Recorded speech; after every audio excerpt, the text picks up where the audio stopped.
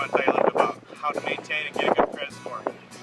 First of all, you want to do it because your credit score is a huge asset. I mean, this place is basically free for us, flying and hotel, based upon having credit card bonuses. So you want to keep a good credit score. It is a major asset in your life. In fact, most people will spend $250,000 more in interest just by having a bad credit score throughout their life, with mortgage payments and whatever. So, maintain a good credit score. First of all, never miss a payment. That's an obvious one. It's like 30-35% of your score. Never have a delinquent account. That again is an obvious one. And write in and get those off if you have something delinquent.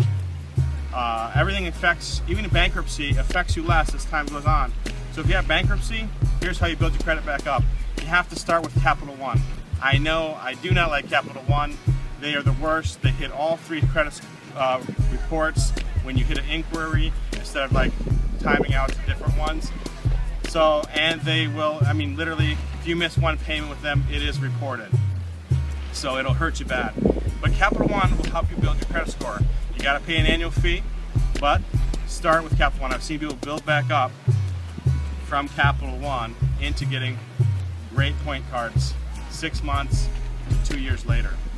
Also, if you have no credit history, you got to start with Capital One. But my wife came here from Ukraine and she had no credit, no history. We started with Capital One, had an annual fee of $29.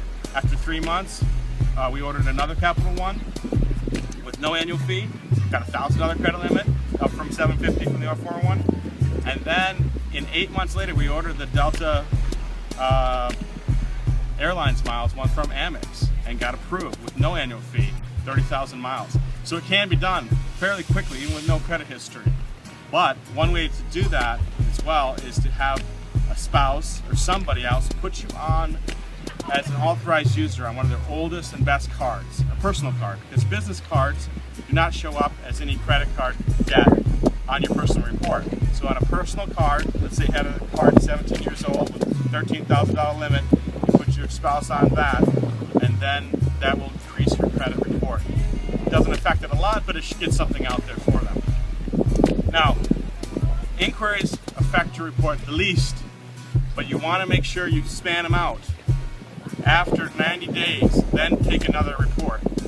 More inquiries, like 2 to 4 or 6 maximum after 90 days. But do not do 1 a month. That'll hurt your score more. You have too many recent inquiries.